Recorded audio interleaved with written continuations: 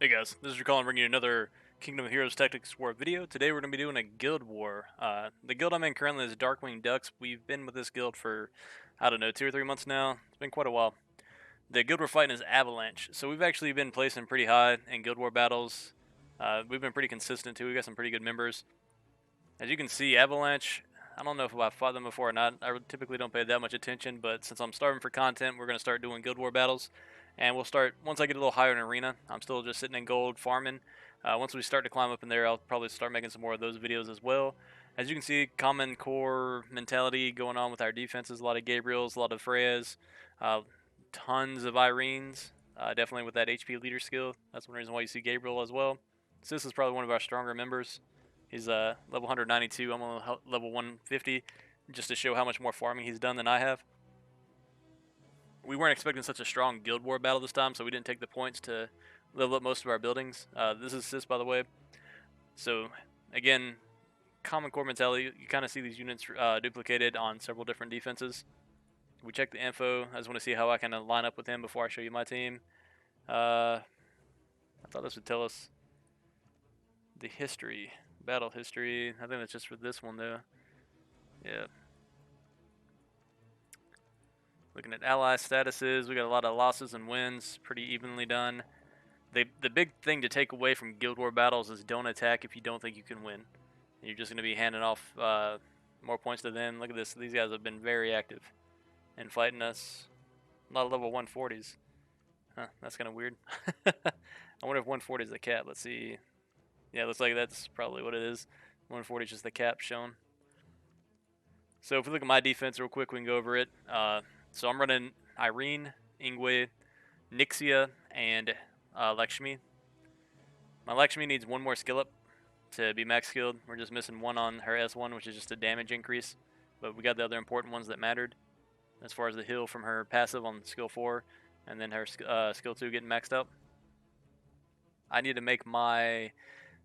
She's kind of slow. She needs to be a lot faster, and she needs to be tankier. 3,500 HP is pretty nice, but I would like to have more defense on her, and I definitely want to have at least a plus 100 plus speed to make her more viable. She's got really good accuracy, really good resistance. We're running her on a swift set, as you can see, and then life runes for the 2 set. So it should be speed, HP if I remember correctly. So speed runes, kind of lame substats. We got that max HP percent, which is good. Look at this one. We got max HP. It's a 5-star rune, only plus 12. I've stopped taking my 5-star runes up to plus 15. I just don't think it's that worthwhile. So I'm waiting to replace this rune at some point with a speed substat and a 6-star legendary HP percent rune. But I'm kind of starving for rune quality right now. Up here, another 5-star rune. Again, no speed substats, and we need those speed substats to be more viable. If you're running Swift set, you typically want to see a speed sub on that Swift rune. Since we're trying to be fast, do we even have... Yeah, so life rune, no speed sub. Slot 1, plus 3 speed. The other stat's pretty nice. And slot 5, plus 11 speed. So there's a lot of room for improvement on that rune, on the runes for her, so we can keep her turns going so she keeps everybody else healed and gives them more turns. Nixia, I've got her in here so she does stuns. No skill ups. Again, only able to do so much on the resource counts.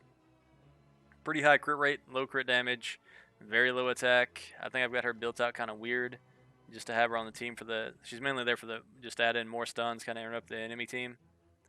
So we got a 5-star speed rune, a 5-star crit rate percent rune, and then a 5-star max HP rune. So definitely need to replace her runes. So this rune's not too terrible. That resistance 20%, I'd rather see that in the crit damage, accuracy. Another 5-star rune, decent subs, and then we have another 5-star rune with...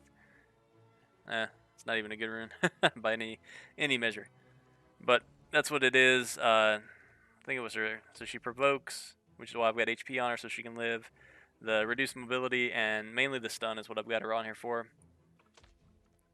And then if we look at this, we've got Windblade with their reduced attack, so she should help keep people up. And then Stigma of the Fallen Angel at the start of the turn removes the same number of active debuffs as the number of active buffs on yourself. So honestly, I can probably take Nixie out of my team. I probably need to put Hildegard in here, or somebody else that actually brings more to the team, because with Irene, I don't really need another debuff cleanser since I've got Irene's skills up. She's not max skilled, but she's pretty close. Can we see what her skills are from here? Details. Yeah.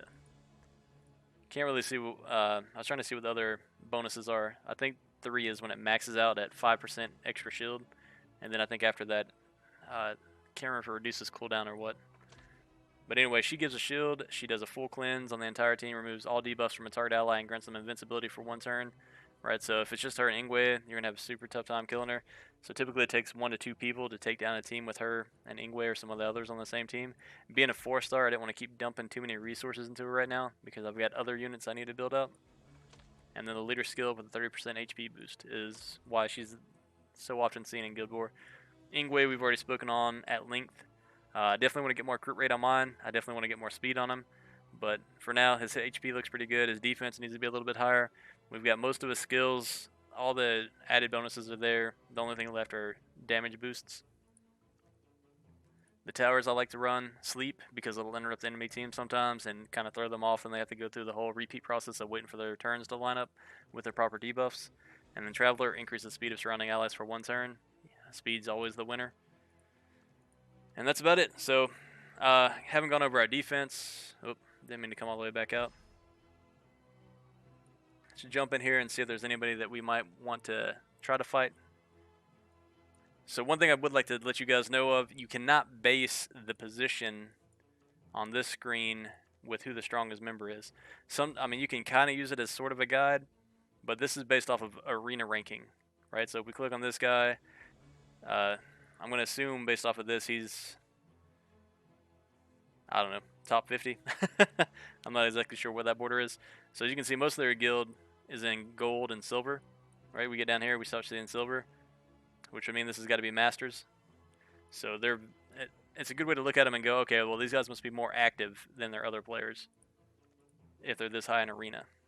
You can see they put some of them have leveled up their buildings. Every time that you have a new guild war, you have to re-level your structures up to level 5.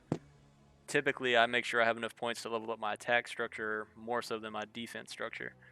This team, I'm not going to attack because the units that I have decent runes on would be at a disadvantage against Hildegard. This top team, yeah, this is going to be a very tough team to beat. We're going to leave that one alone. Hopefully I don't get too embarrassed on this. We'll see in a second. This team I can maybe beat. Beelzebub is actually surprisingly good. He kind of steps in there when you least expect him. There's 2 teams here that have been almost defeated. Like, we could definitely knock him out the rest of the way. They've already got 1 knocked down, so we could finish this unit off.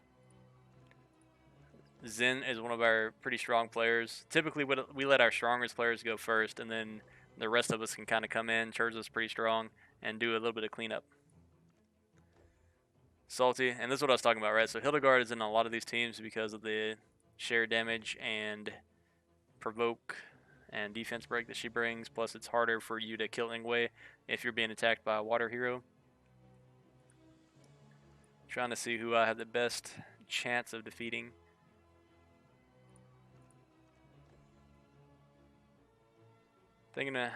Yeah, this is probably who I'm going to take on, right? They got 2 green heroes, so I can bring my Ifrit into this. So let's just do a start battle. Plus one of the towers have already been weakened, but more than likely Irene will have these guys fully healed by the time we start actually attacking. So we'll do a start battle.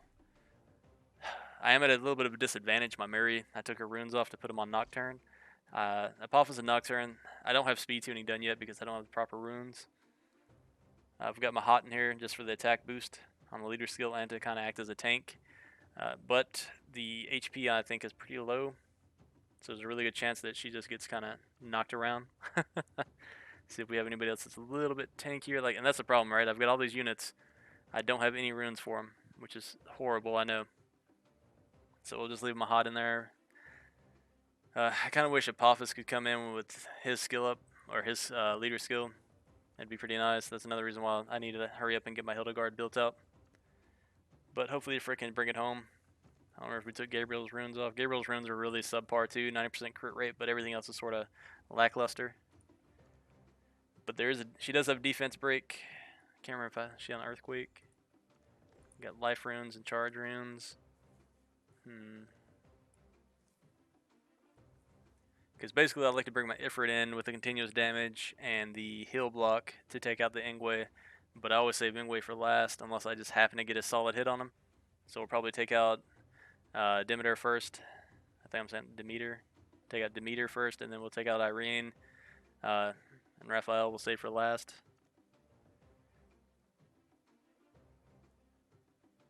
Like my Nocturne stats aren't terrible, but they're not amazing. 75% crit rate with 257% crit damage.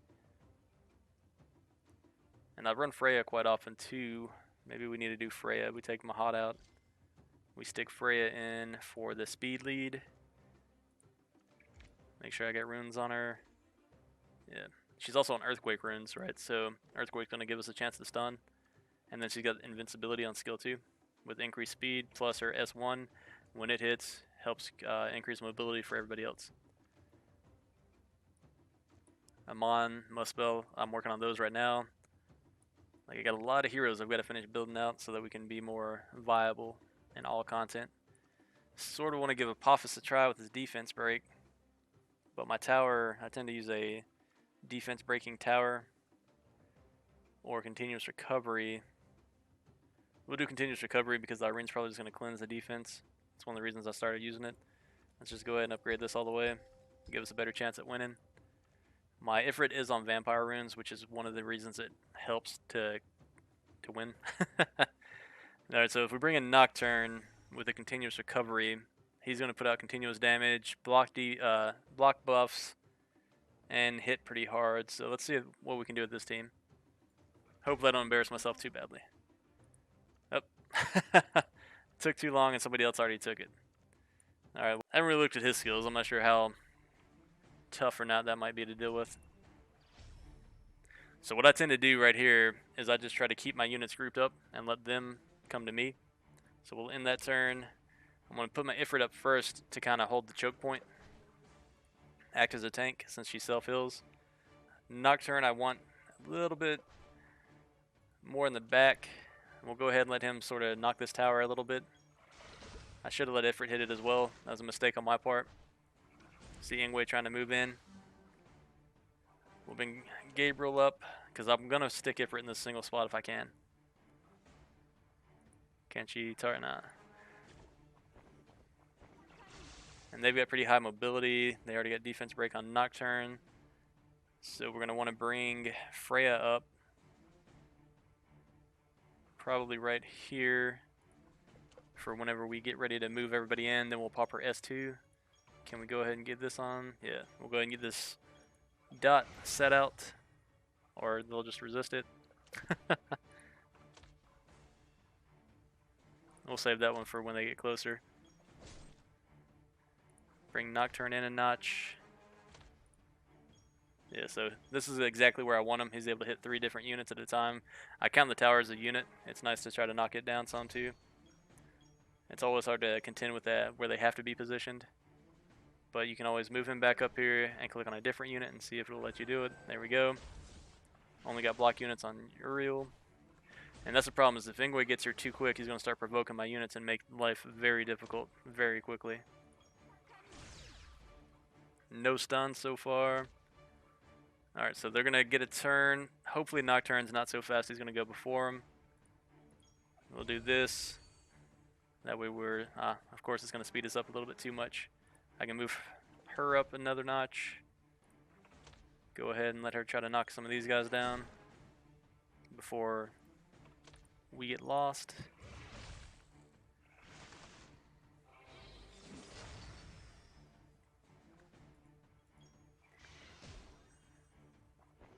Oh yeah, I forgot about that mobility increase, so now my Ifrit's going to get cut off from everybody.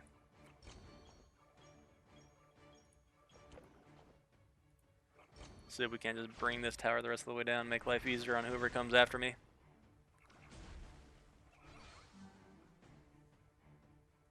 Right, so right here the tower is low. We're going to go ahead and pop our S1. Well, you know what, let's do S2, see if we can't just finish off. I was hoping for just a little bit more. Sweet. So 1 unit down, the tower will definitely go down too if we happen to die. I think we're going to be okay at this point. Can we hit multiple units? Doesn't look like it. Alright, now the next threat is probably going to be Uriel. So we need to do what we can with him. Try and burn Irene down. Yeah, that defense break is going to get us, I think, in the long run. Let's move you here.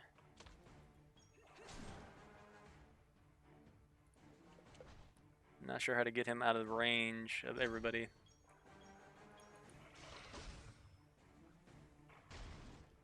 Even if he goes down, as long as we can kill this one last unit, I think my Ifrit can bring it home.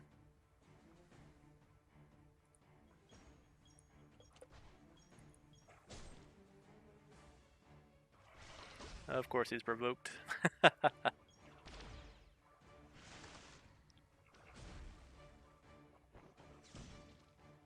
we're just taking some serious damage.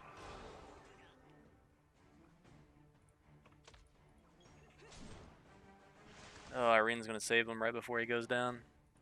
Oh, nope. Gabriel got a turn.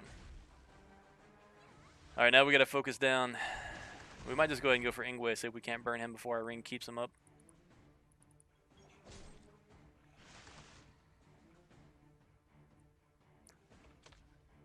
Trying to decide, do we want to do this defense break? If we go ahead and pop it, she's probably just going to cleanse it right off, so we're just going to wait one turn. Maybe we'll get the stun off.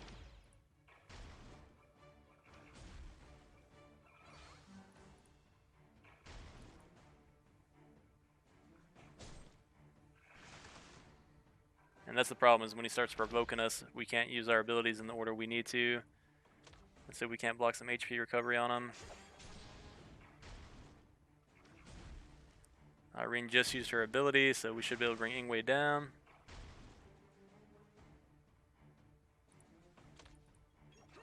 Alright, now we can just auto the rest of it. Not too bad. And Ifrit is just a beast, right? She gets stronger as she goes on, up to a certain point. That's where that crit rate and attack boost come from. And then we get some stuns off, finally. Earthquake runes make or break the Guild War defenses quite often.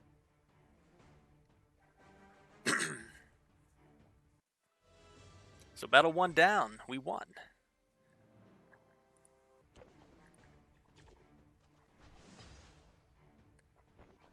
Alright, Freya, bring her in, and we will do some continuous damage and hopefully get some stuns. No stuns. I kind of want to move my Ifrit up and let her go ahead and start hitting everything at once. Find out if we can't burn down this Dark Dancer first. Nope. Oh, of course I made room for... See, I just made a huge mistake. Letting Ingwe get in the middle of my team. Man, this is going to be tough to deal with now. Alright. We aren't getting nearly as much damage as I hoped out. I'm going to have to pull back the... pull it for back one step if I can. Of course he gets the jump in between everybody. And now we're silenced, so we can't get any skills out to keep everybody alive. We're about to get destroyed. My number 1 unit has heal block, continuous damage, and a defense break on her. Not looking good. Maybe we can still take out one of their units and make it easier for somebody else to come in and clean up behind our mistake.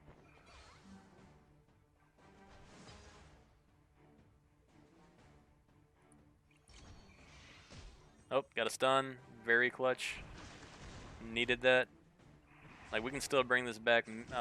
Now we can't bring it back. I don't see us winning without Ifrit. Because Ingwe, I mean, you can see all the ticks on him. He has way too much HP for us to burn down. The best we can hope for is to just kill one unit.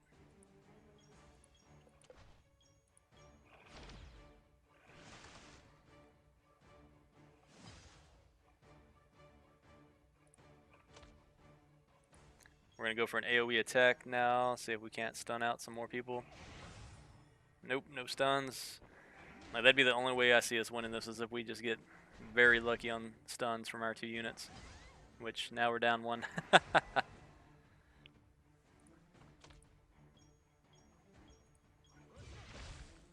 Like, I don't don't even think we're gonna kill a unit. That's terrible. My guild's gonna be angry. Of course you get a shield and a cleanse. Increased opportunity on the Beelzebub. Ingwe's gonna come in. He gets a stun off, even though we can't get any stuns off.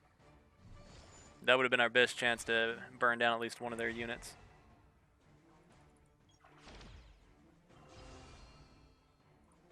Man, these recoveries.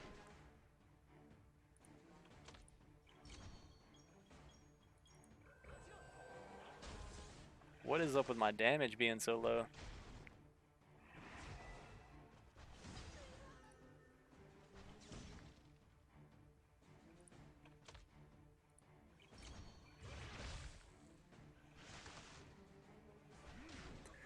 Alright, well, we just got destroyed. That's what happens.